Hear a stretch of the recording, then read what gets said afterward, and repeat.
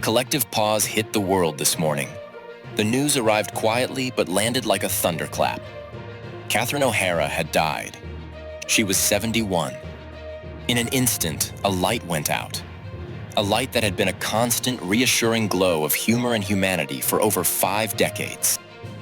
The official statement was sparse, saying she passed away at her Los Angeles home following a brief illness. No more details were given, and perhaps none are needed for the public. The real story is not in a medical report, but in the profound silence she left behind. That silence is already being filled with a million memories. Tributes poured in, but one cut deepest. Macaulay Culkin, her on-screen son Kevin, simply wrote, "Mama, I thought we had time." That sentiment echoes for anyone who grew up with her. We thought we had more of her wit, more of her perfectly timed glances, more of her unique ability to make the ridiculous feel deeply human. Her career was a masterclass in comedic longevity, from the early sketch days of SCTV to an incredible late-career renaissance as the glorious Moira Rose on Schitt's Creek. What made her so special? She never played a saint. She played people. As Kate McCallister in Home Alone, she wasn't a perfect mom. She was frantic, distracted, and made a colossal mistake. Yet in O'Hara's hands, her panic was rooted in palpable love.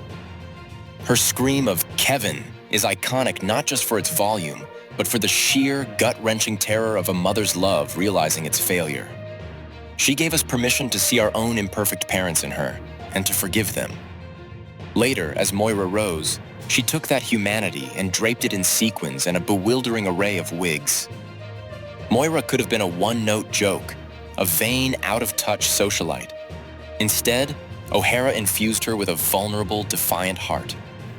The character was absurd, but the love for her family that slowly emerged was utterly real. She showed us that people can be deeply flawed, hilariously eccentric, and fiercely loving all at once. And now, the private woman behind these public personas has departed with characteristic grace.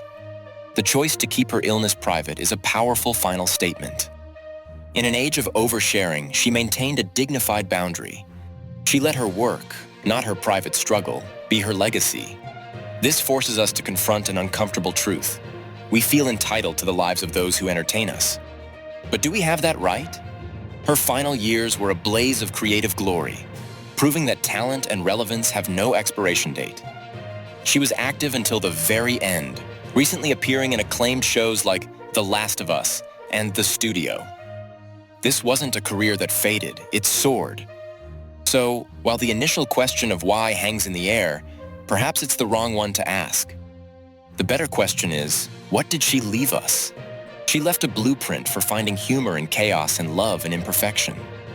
She taught us that mothers can be messy, fabulous, and heroic, often in the same scene.